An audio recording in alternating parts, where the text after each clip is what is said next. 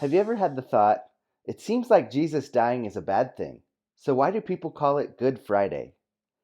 To understand the significance of Good Friday, we have to go all the way back to the beginning of time itself, way back at the beginning of the foundations of the earth. God created the first humans, Adam and Eve, and He created them not only to exist, but to rule and to reign and to represent God Himself here on the earth. They were called to make choices that would promote goodness, beauty, and life all throughout the world. But not long after that, something terrible happened. Adam and Eve made the choice to ignore what God called good and to try to decide on their own what was good. And that choice changed the world forever. Because from that moment on, all kinds of selfishness, sin, death, destruction, and evil were present on the earth. People naturally made the decisions that they thought were in their own best interest instead of God's plan for the world. Now, this is where the idea of sin comes from. It's people making decisions by themselves, for themselves, without involving God in the process. And it's very bad. Now, after that, the whole world was in chaos. Instead of righteousness, evil ran rampant. Instead of love, hate filled the world. And instead of life, death was all around. But God, He never gave up on His plan for humans to represent Him here on earth and to help the world achieve its highest potential. But God knew that it was going to take a different kind of human to accomplish that. And so, straight from eternity into time, God sent His Son Jesus to live as a human and to live the lives that we were all created to live: a sinless life, a perfect life, a holy life, and a life that represents the goodness of God to hold all the world. Now, Jesus made every decision not with His own best interests at heart, but with God's plan for the world being His motivating force. It was because of this that Jesus found Himself on the cross. Because not only did Jesus come to live for us, but He came to die for us. And in fact, He was killed by the very people that He came to save.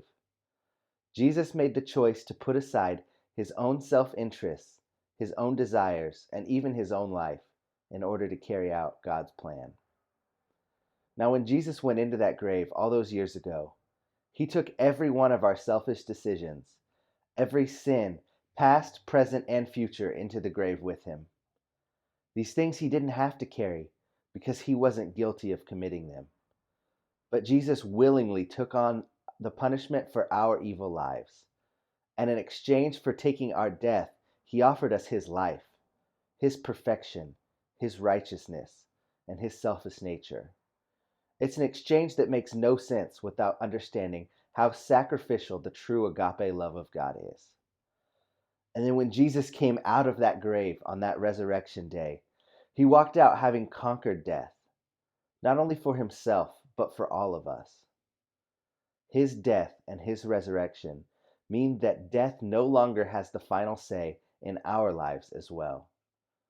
Jesus redefined good as more than just what makes us happy.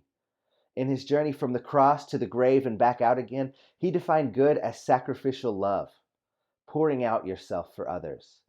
In fact, Jesus Himself said there is no greater love than to lay down your life for someone. Because now, good isn't about me. Good is about God. But Jesus didn't go straight to heaven after He resurrected. He still had something to accomplish here on the earth: a commissioning, an empowering of a group of people to take the resurrected life they had received through Him and to take it to the ends of the earth, offering to each person the same gift: life, life eternal, life abundant. And that life starts right here, right now, not someday in heaven. So this Holy Week is a remembrance of this: that what had been broken and out of place in the world for thousands of years was put back into place. That people, you and me, who had been mastered by death, motivated only by our own interests, would now be able to experience true life and be an offering of good to the world. Because the one true God is the only one who can truly define what is good and what is evil. He's the only being in existence who can take death and bring life from it. He's the only one who can take an evil and unjust murder and use that to justify and make righteous the very people who carried it out. He's the only one who can take the very death of the only perfectly holy human that ever existed and turn it into a celebration that we call Good Friday. Now, this is why we celebrate. And so, my friends, this Easter weekend and for every day beyond, we have a choice. We can continue seeking to make decisions based on whatever feels good to us personally, or we can choose to walk in the footsteps of Jesus. We can choose to love in such a way that we seek to sacrifice and pour out our very lives for the people all around us. Now, as for me, I will choose to seek and do what God calls good. How about you?